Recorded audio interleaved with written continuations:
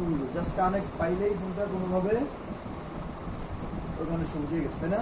বা একটা কালার হয়েছে নীল কালার হয়ে গেছে, বলে ফেললাম, শেষ। তাহলে এটা হচ্ছে কোন কোডের মধ্যে আইডেন্টিফিকেশন কমিউনিকেশন কোড কততে পাইছি, ঠিক আছে? দ্বিতীয়ত কি, আমি ফোনকে কী করতে হবে, ডাউনলোড বানাতে হবে ইজি ওয়েতে। সব কিছু শীটে গোছানোভাবে লেখা আছে, আমি সহজ করতে পারি ডাউনলোড করে আনবো। যেমন এই ফোনটা আমি ডাউনলোড করি কীভাবে আনবো, আমরা চাইলে না বুঝলে একটু গুগল সার্চ করতে পারি যে how to enter download mode, ফোনের মডেলটা লিখে দিলাম, ঠিক আছে, চলে যাবে। বা ডাউনলোড করে শর্ত হলেও চালু ফোনকে অফ করতে হয়, কী করতে হয়, চালু কোনো ফোনকে অফ করতে হয়। আমরা এটা যেমন এক্সাম্পল অফ করলাম। রিলেটেড এরকম যে ফোনগুলো আছে বেশিরভাগ ফোনই বা মোস্ট অফ স্যামসাং যে ফোনগুলো আছে এখন ডাউনলোড করে আনার প্রসেস হচ্ছে, এটা আমি কনফিগারেশনটা লাগাবো, লাগানোর পরে ভলিউম প্লাস মাইনাস দূর বুঝে ধরে ডাটা কেবল লাগাবো, লাগাইলে ডিসপ্লের মধ্যে একটু পরেই একটা মোড আসবে, ঠিক আছে? এবং এইখানে অনেকগুলো লেখা পরে দুটা লেখা আছে যে কন্টিনিউ ভলিউম আপ আর ক্যান্সেল ভলিউম ডাউন। ভলিউম আপের ক্ষেত্রে দেবো কন্টিনিউ, ক্যান্সেলের ক্ষেত্রে ডাউন। ডাউন চাপলেই ক্যান্সেল হয়ে যাবে, তাহলে ভলিউম আপ দিলাম, আমি কন্টিনিউ করতে চাই। এরপরে দেখেন এখানে একটা লেখা আসছে ডাউনলোড, এটাকে বলা হয় ডাউনলোড মোড। ডাউনলোড আসার পরে এখানে কী কী জিনিস শু করছে, সাধারণত ফোনের মডেল শু করে, তারপরে ফোনের ভার্সন শু করে, গুগল লক আছে কি নাই, যেটাকে আমরা বলি এফআরপি লক, কি lock, FRP factory reset protection, ওটা অন আছে না অফ আছে, মানে জিমেল আইডি দিয়ে ওই আইডি লকটা অ্যাক্টিভ আছে কিনা। যেমন লেখা আছে যে এফআরপি লক অন, তার মানে এটা ফরম্যাট দিলে রিসেট করলে সফটওয়্যার করলে কী হবে, গুগল আইডি চাই। এই হলো ডাউনলোড মোড আছে, তাই না? এখন ডাউনলোড মোড স্যামসাংয়ের যে কোনো ফোন যদি আপনি কোনো কারণে না আনতে পারেন, ভুলে যান, না বুঝেন, গুগল সার্চ করলে শত শত ওই ফোনের ভিডিও আছে, জাস্ট একটু দেখে নাও। আর এই যে একটা কমন প্রক্রিয়ায় সব ফোনেরই আসে, অথবা যেই ফোনের হোম বাটন আছে, হোম, ভলিউম মাইনাস পাওয়ার সুইচ, তিনটে একসাথে চেপে ধরলে ডাউনলোড মোড আসে। আইফোনে তো এরকম আসতো দুইটা দিয়ে, হোম বাটন আর পাওয়ার সুইচ। আর যেগুলোর হোম বাটন নাই সেগুলো শুধু ভলিউম প্লাস মাইনাস দিয়ে আসে। এটা গেল দ্বিতীয় স্টেপ। প্রথম স্টেপে আপনি কী করলেন, কোডিং ডাউনলোড করলেন।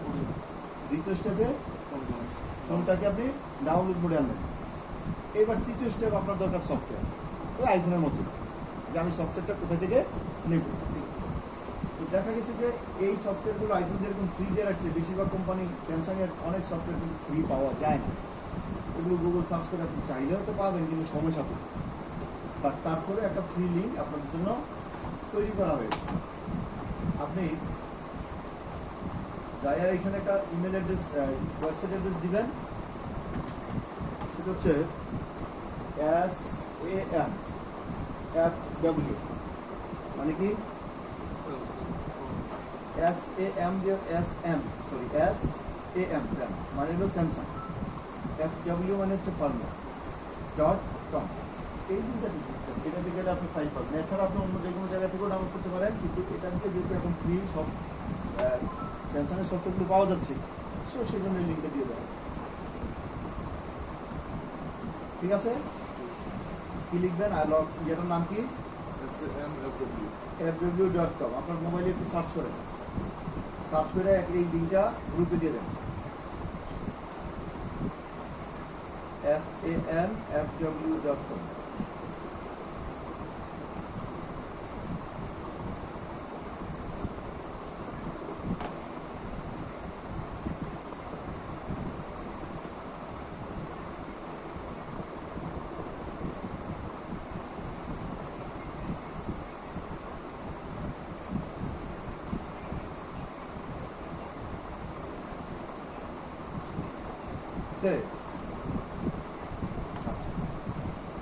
তারপরে যেটা সেটা হলো, আপনি এখানে গিয়ে আপনার ফোনের মডেল নাম্বার লিখবেন সার্চ বক্সে। যেমন আমার এই ফোনটার মডেল নাম্বার হলো A705F, সম্ভবত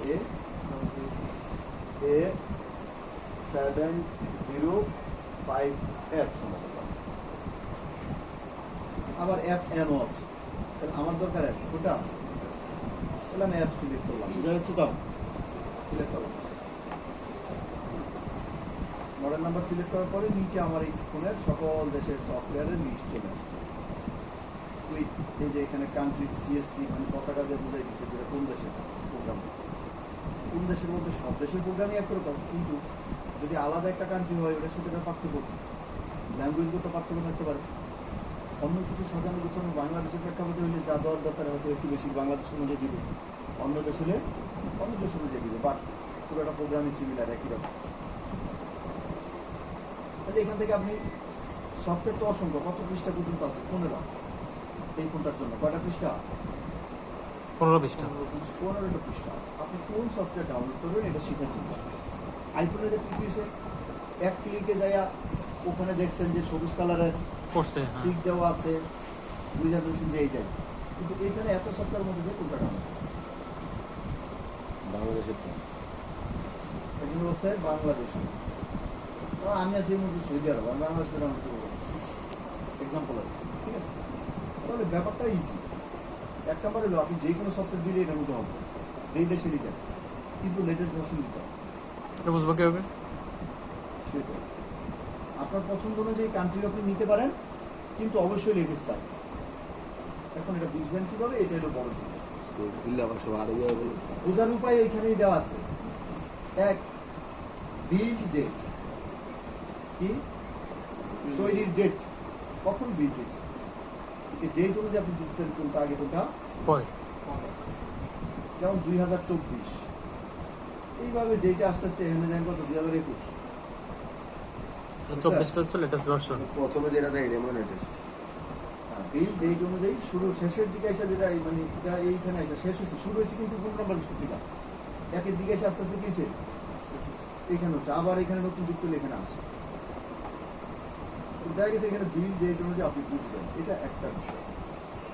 আর একটা বিষয় আছে, সেটা হলো ভার্সনের গায়ে লেখা থাকবে, এই যে ভার্সন দেখেন না, ভার্সনের গায়ে লেখা থাকবে এটা মূলত কোন ভার্সনের সফটওয়্যার, এই ভার্সনটা একটু বুঝুন। আমি এটা ওয়ালে দিয়ে দিচ্ছি।